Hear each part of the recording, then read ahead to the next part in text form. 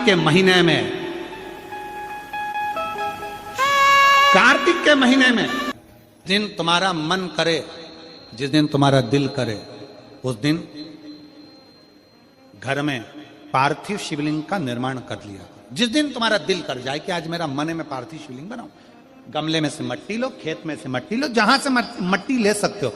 घर के बाहर कोई गमला हो, बगीचा हो, शहरों में जमीन पर कहां मट्टी ढूंढने जाओगे, तुम्हारे जो गमले लगे रहते हो उसमें से मट्टी ले लो, पर छोटा सा पार्थिव शिवलिंग का निर्माण समझ लेना जरा।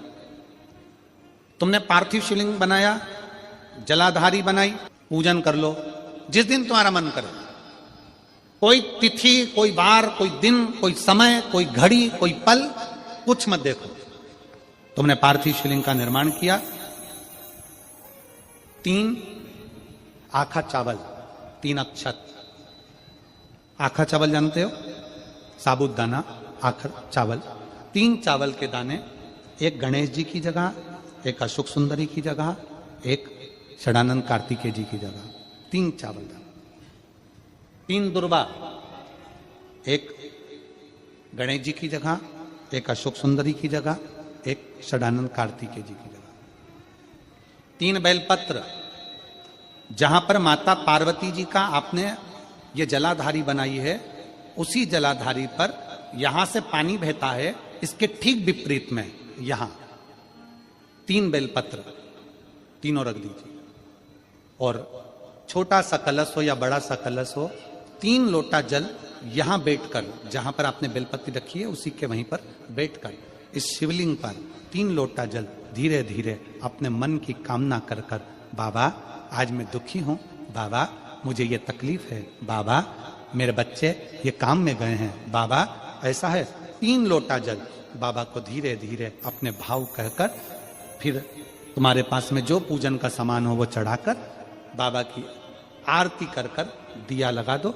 जब दिया ठंडा हो जाए उस शिवलिंग का विसर्जन कर दो। आप पाओगे, आपने अगर 2 या 3 बार कभी भी तुम्हारा मन करा कर लिया, आपको खुद लगेगा कि मेरे घर में संपदा कैसे बढ़ रही है और कार्य कैसे सिद्ध हो रहा है। शिव आराधना में भगवान शंकर की, शिव भक्ति में भगवान शंकर की अविरल भक्ति में पार्थिव शिवलिंग का निर्माण और पार्थिव शिवलिंग की पूजन हमें बल प्रदान करती है। माता पार्वती जी ने पार्थिव शिवलिंग का निर्माण किया।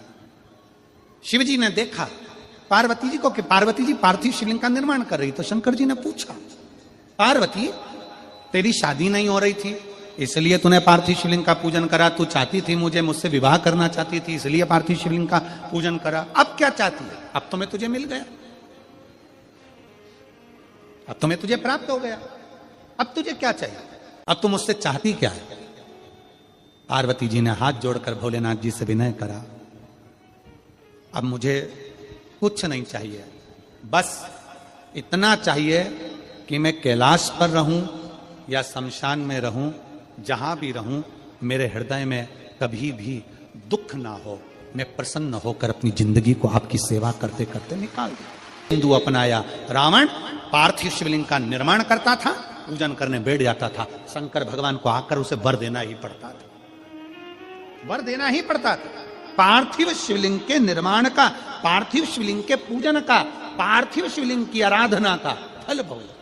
कितने लोग हैं, आप लोगों ने बनाया कभी पार्थिव? बनाया, सावन में बनाते हो गुरुजी, है ना, ऑनलाइन जब पार्थिव शिवलिंग का निर्माण होता है तब बनाते हो, पर बीच में कभी तुम्हारा मन कर जाए, एकदम जब तुम्हारा मन हो। अब कई लोग कहते हैं गुरुजी पार्थिव लिंग का पूजन करना है तो पति पत्नी का दोनों का होना जरूरी है, शादीशुदा होना जरूरी है, या ऐसा जरूरी है या वैसा जरूरी है। शिव महापुराण की कथा कहती है, बच्चे हो बच्ची हो, शादी हो गई नहीं हुई, विवाह हो गया, जैसे भी हो, आप जैसे हो वैसे पार्थिव लिंग का निर्माण करो, वो पूजन करो।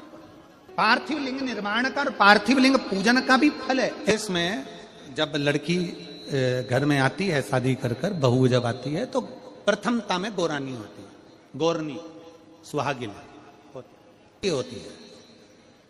कोई तुमसे पूछे शादी के तुरंत बाद ये बहू को बिठाकर गोरनी सुहागिन क्यों करी जाती है?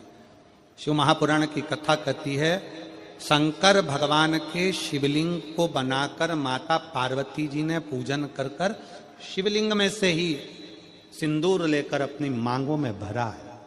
आज भी सुहागिन में, गौरनी में ऐसा बनाया जाता है और उसके अंदर सिंदूरा दिया जाता है। उस सिंदूर को लोग अपने मांग में भरते हैं। इधर भरते कि नहीं भरते वो हमें नहीं मालूम, भरते हैं इधर भी, ठीक, आज भी भरते हैं।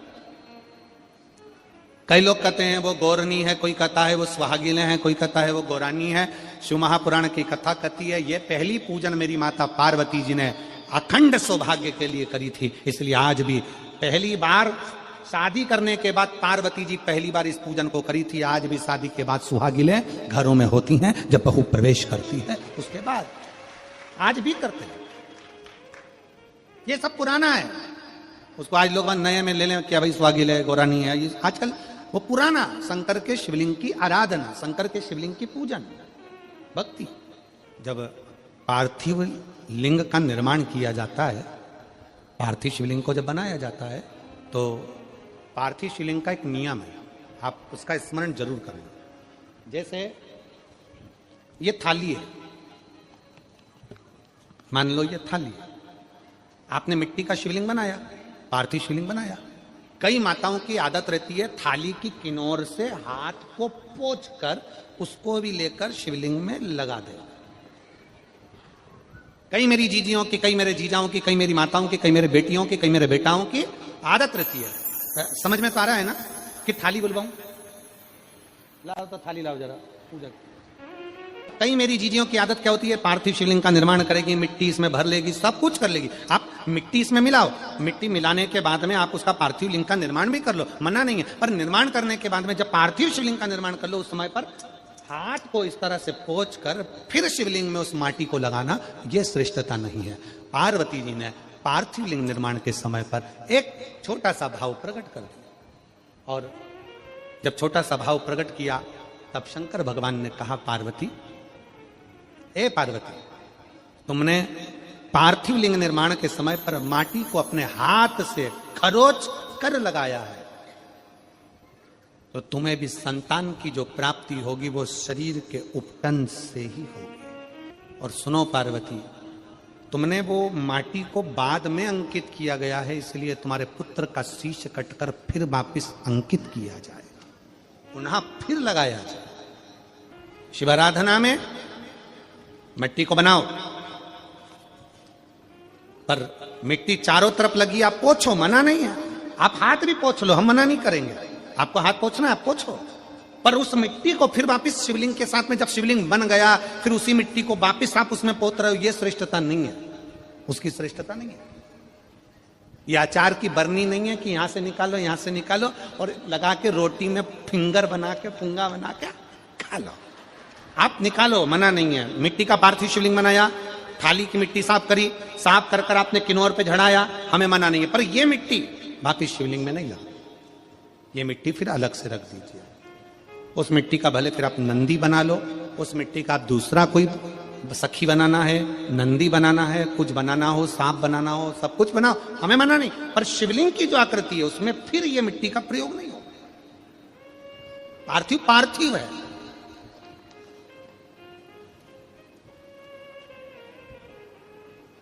क्यों एक बार बोला, शिव महापुराण में आपने सुना होगा, हमने कहा कि गमले में भी पार्थिव शिवलिंग का निर्माण कर सकते हो। गमले में कैसे? गमला भरा पड़ा हुआ है, वहीं पर तुमने पार्थिव शिवलिंग को उठाया, निर्माण करा। अब वहां पर तुमने हाथ तो नहीं पोछा, क्योंकि गमले में ही तुम पार्थिव लिंग का निर्माण कर, जाके हाथ धोया, बाबा की पूजन कर, शिव स्मरण कर लिया। पार्थिव पूजन का एक आनंद। पार्वती, तुम पार्थिव लिंग का निर्माण क्यों करी हो? तो पार्वती जी ने कह दिया, केवल आपसे बल मांगने के लिए, आपसे बल। शिव कथा कह रही है, भगवान शंकर का चरित्र करा। अभी आपको कथा में कहा था देव और महादेव दोनों में अंतर होता है। देव दर्शन देते हैं और महादेव अपने भक्त को दर्शन के लायक बना देते हैं। शिव में, देव में और महादेव में अंतर है। ग्रंथ, संत और भगवंत, तीन को पकड़ने का प्रयास करो। क्या क्या? सब बोलो। ग्रंथ, संत और भगवंत। आपके नजदीक में जितने शंकर के मंदिर हैं, जहां आप एक लोटा जल चढ़ाने जाती हो ना, एक लोटा जल चढ़ाने के लिए शंकर के मंदिर में जाती हो तो घर से जब एक लोटा पानी भरो, घर से जब एक लोटा जल भरो और मंदिर के लिए जब निकलो ना, घर से निकलते समय रत्ती भर टेंशन लेकर मत जाना। घर से जब पानी भरो, खुश होकर जाना, मैं मेरे पिता से मिलने के लिए जा रही हूं, अपने दिल की बात अपने बाप को बताने के लिए। मैं अपने पिता से मिलने जा रही हूं। भले मंदिर में जाकर कुछ मत कहो, शंकर जी को एक शब्द मत कहो। तुम जो लोटा भरकर पानी लेकर जा रही हो ना, वो लोटे का जल शंकर को चढ़ाते से ही शंकर जी समझ जाते हैं कि तेरे जीवन में दुख कितना है। सुदामा जी ने भगवान कृष्ण को चावल दिए थे। बोलो री जी हाँ, सही है कि गलत? क्या दिया था? तंदूल। सुदामा जी ने यह कहा था कि मुझे बहुत दुख है। बोला था कि सुदामा जी ने कहा था कि मेरे बच्चों को खाने के लिए अन्न नहीं है। सुदामा जी ने कहा था कि मेरी पत्नी की साड़ी फटी हुई है। सुदामा जी ने कहा था कि मुझे दुख बहुत है, दर्द बहुत है, मेरा झोपड़ा टूटा है, मेरा मकान नहीं है। सुदामा जी ने ये कुछ भी नहीं बोला। सुदामा जी तो तंदूल लेकर गए थे और तंदूल ले जाकर जो भगवान ने उस तंदूल को लिया, तंदूल को पाते से ही भगवान समझ गए थे कि इसके घर में दुख कितना है। तंदूल मुख में गया और भगवान कृष्ण समझ गए कि दुख कितना है। 3 लोक का राज्य दे दिया। सुदामा जी जैसे ही तंदूल दिए, भगवान ने सोच लिया कि तंदूल की दशा क्या है। उसी तरह जब जल शंकर जी पे चढ़ता है तो शंकर जी को तुम कुछ कहो मत कहो, वो जल तुम्हारे घर की पूरी दशा बता देता है कि इससे तकलीफ कितनी है। क्यों? दुख की बात कहां पर करते हो, तकलीफ की बात कहां करते हो, कष्ट की बात कहां करते हो? सारा घर का मनन चिंतन कहां पर होता है? रसोई घर में। सारा मनन चिंतन कहां होगा? रसोई घर में। देवरानी जेठानी बात कहां करेगी? रसोई घर में।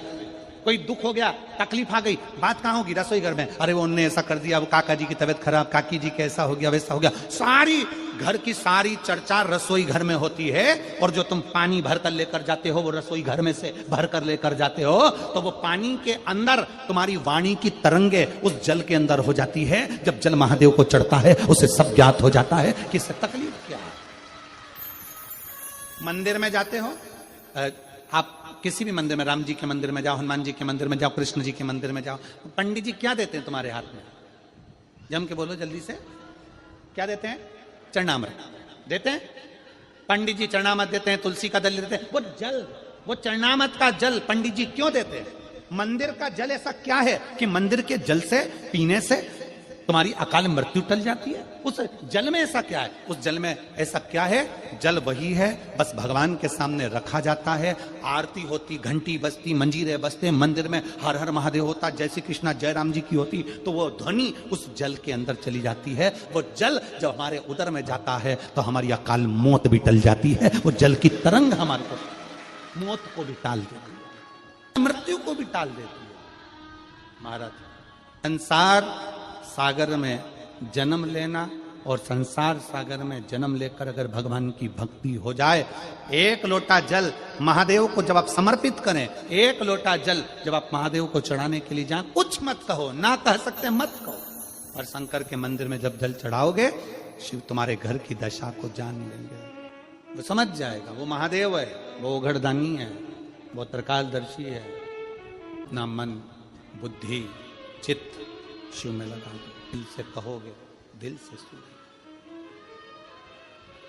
ब्रह्मा ब्रह्मलोक में, भगवान विष्णु वैकुंठ लोक में, पर मृत्यु लोक में तो एक ही है ना। कौन? देव अधिदेव महादेव। देव अधिदेव महादेव विराजमान अधिपति है, विश्वनाथ, विश्व का भरण पोषण करने वाला। सोमनाथ, चंद्र सी काया देने वाला। केदारनाथ, दुख का हरण करने वाला। त्र्यंबकनाथ, पाप से भी मुक्त कर देने वाला।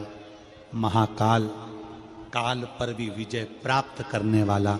वो साधारण नहीं हो सकता, जीवन का सुख देने वाला, जीवन का सुख।